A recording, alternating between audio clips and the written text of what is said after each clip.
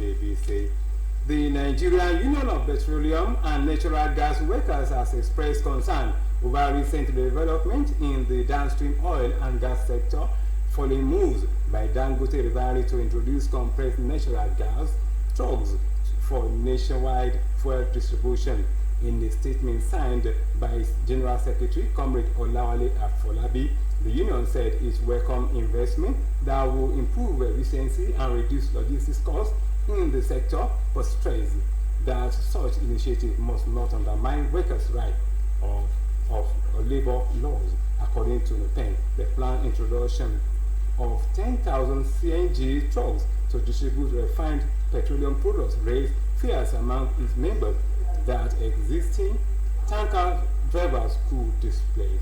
The union alleged that the recruitment process for new drivers under the scheme excluded established unions in the sector, insisting that such practices contradict both Nigerian labor laws and international conventions ratified by the country.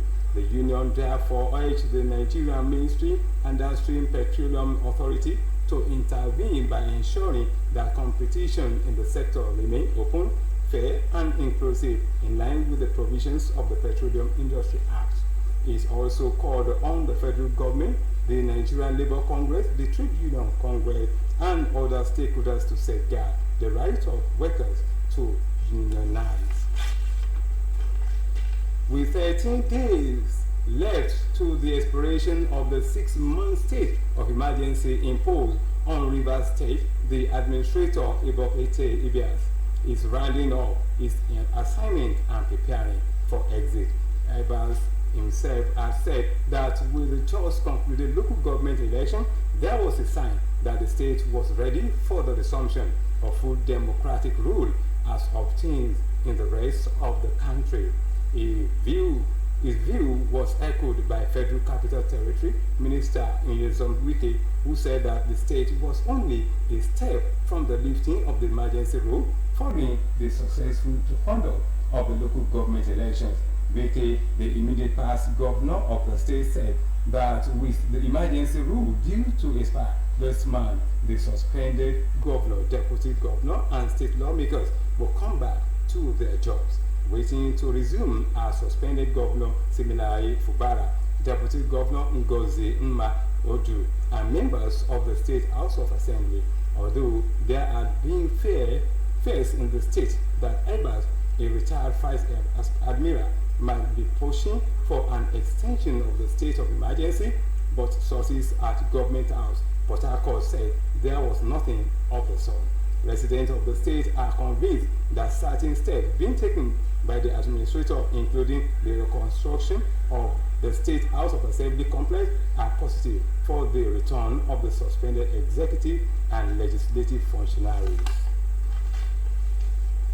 In the same vein, the Chinese ambassador to Nigeria, Yu Jun, has underscored the need for Nigerian authorities to enable comprehensive investment in food security, agriculture, industrialization, education, security, and developmental stability in the bid to tackle epidemic poverty in the country. The Chinese envoy gave the charge during an interactive session with the Minister of State for Humanitarian Affairs and Poverty Reduction, Honorable Yusuf Tanko Sununo, and Permanent Secretary Dr. Yakubu Kofamata. He expressed the resolve of the People's Republic of China to partner with Nigeria in the area of humanitarian affairs and poverty reduction.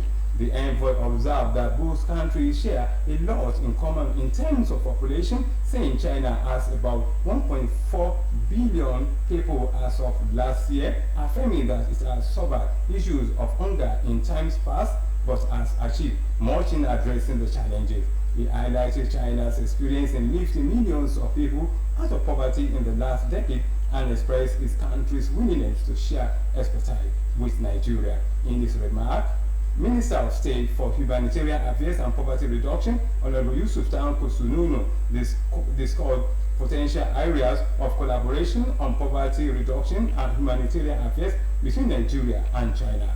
He acknowledged the good intention of the Chinese government in partnering with the ministry and expressed Nigeria's eagerness to learn from China's experiences. Students who benefited from the free summer lessons organized by Ambassador Ilesami Olaniyi have described the program as a lifetime that boosted their confidence and enhanced their knowledge, especially in core subjects. Several parents who also attended the ceremony marking the program conclusion where honor were conferred on the initiator, expressed gratitude for the initiative, noting that it reduced the financial burden of private lessons. The honors were conferred during the conclusion of the 4th annual summer lessons facilitated by Ambassador Olaniyi for secondary school students in Ikpetu Ijesha and its environs. The program, which has become a yearly platform for academic support, brings together students across communities to prepare them for the next academic session. Speaking at the event, President of the Ikpetu Ijesha Students Association, Comrade Omatosho Raphael, commended Olaniyi's consistency in investing in the younger generation.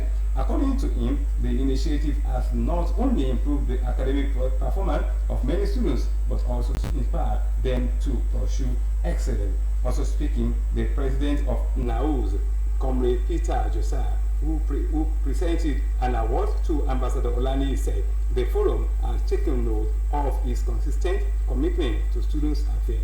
Ambassador Olaniyi, while responding, expressed appreciation to the association for finding him worthy of the recognition. He reaffirmed his determination to continue supporting education and empowering young people across the state. The federal government said it had intensified monitoring and screening procedures at all points of entry in response to the ongoing outbreak of the Ebola virus disease in the Democratic Republic of Congo. The Director of Port Health Services at the Federal Ministry of Health and Social Welfare, Dr. Akpan Nse, disclosed this in an interview with newsmen, noting that additional staff had been employed to strengthen border surveillance in the country. Dr. Nse noted that although Nigeria was at risk of importing the virus due to high levels of international travel with the Democratic Republic of Congo, Port Health Services was on alert and had strengthened surveillance to prevent it.